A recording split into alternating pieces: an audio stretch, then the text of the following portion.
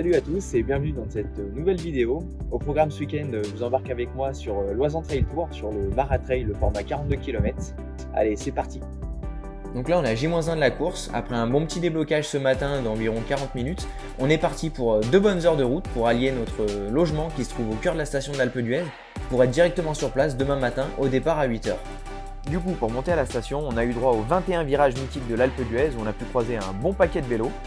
Bon, sous un temps un peu nuageux et même quelques petites gouttes, mais bon, pas d'inquiétude, normalement demain c'est grand soleil et grosse chaleur. Bon, il est 17h30, ça y est, on est arrivé à destination. Là, c'est direction le Palais des Sports pour récupérer le dossard et faire un petit tour au ASICS Fuji Trail Camp. Donc voilà, il faut savoir que ASICS est sponsor de la course et partenaire depuis cette année. Donc ils ont fait un petit village auquel il faut s'inscrire pour aller y faire un tour. Donc on va aller voir ça sur place.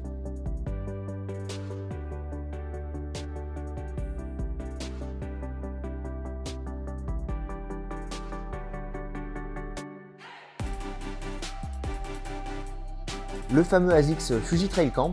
Donc voilà, l'occasion pour pas mal de monde d'échanger avec certains experts de la marque, tester les produits, et je crois qu'il y a même certains runs collectifs qui ont été organisés par la marque, mais pas pour moi parce que j'ai déjà couru ce matin.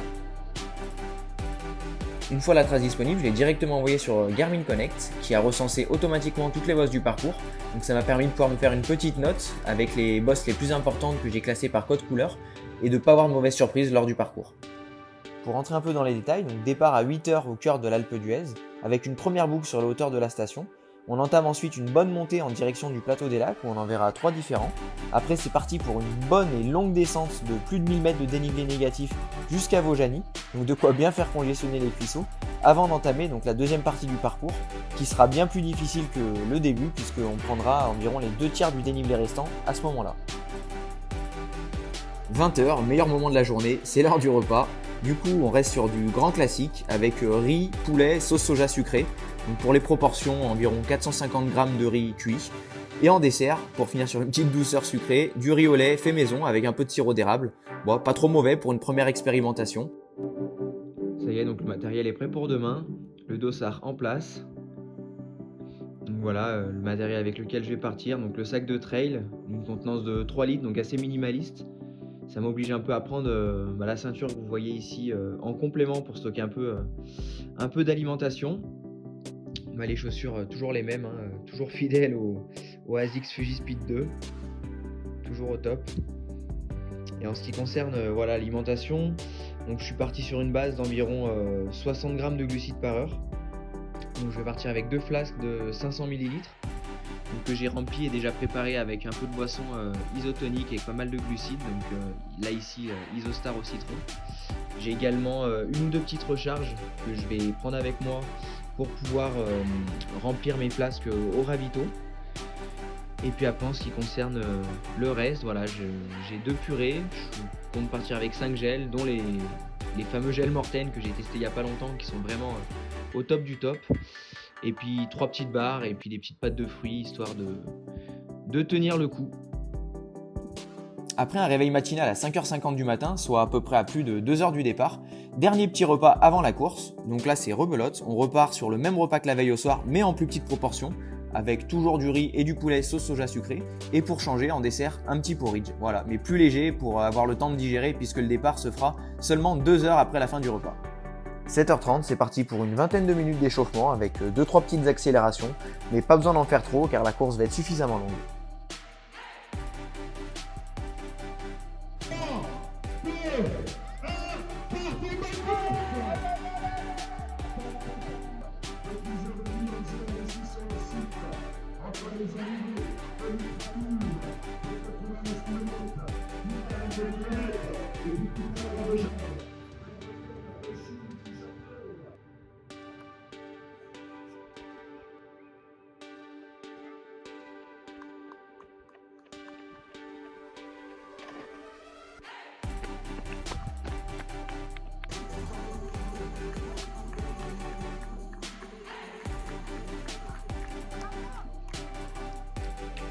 Allez, pousse en l'air pour celui qui va s'imposer ici sur le 40 km à l'instant.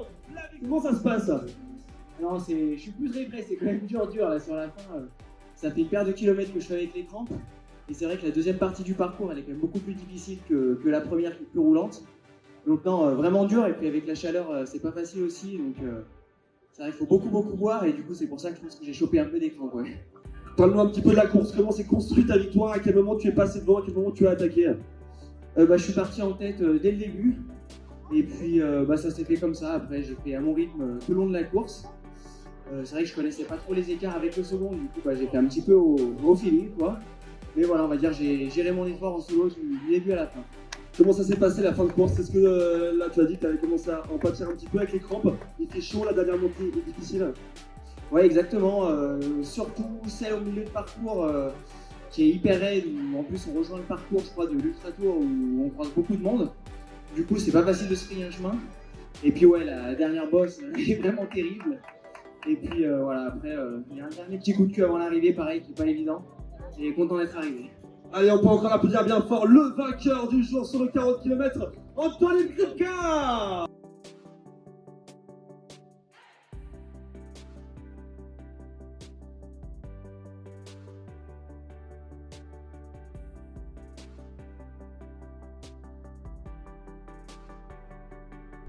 Donc ça y est les amis, pour se terminer, bon, comme vous avez pu le voir, belle victoire, donc bien content, mais vraiment au bout de l'effort, c'était vraiment dur.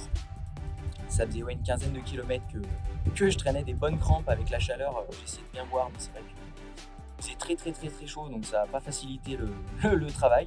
Donc au final, 42 km en 4 heures tout rond, ça fait une allure moyenne à 5 minutes 40 au kilo, et puis un dénivelé de 2100 mètres, si je dis pas de bêtises. Donc voilà, vraiment très dur, là, notamment la deuxième partie du parcours où on prend la grosse partie du dénivelé, donc ça n'a pas aidé pour les crampes. Mais voilà, là on va en profiter en attendant les podiums pour aller faire un petit tour dans la station qui est bien animée et super sympa. Et puis on va aller se restaurer un petit coup aussi en attendant. Du coup on en profite pour faire une petite marche de récup au cœur de la station pour visiter l'Alpe d'Huez. Super sympa sous un beau soleil. Déjà aux couleurs du Tour de France, parce que la station accueillera l'arrivée du Tour de France féminin du coup le 18 août. Ça va être un sacré spectacle.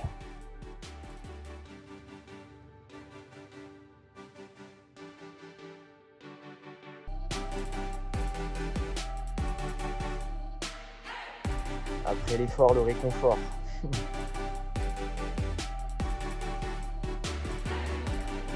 Aïe, pour la récup d'après-course,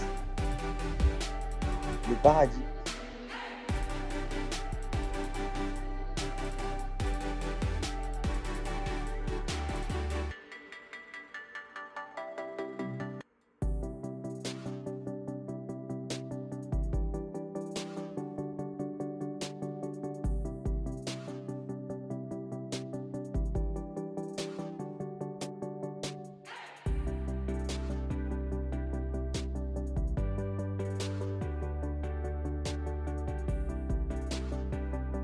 Bon, ça y est, on en a terminé avec cette vidéo. Merci à vous d'être resté jusqu'au bout.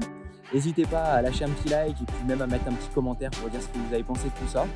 Et puis surtout à vous abonner, ça nous aidera grandement pour la suite. Allez, à la prochaine!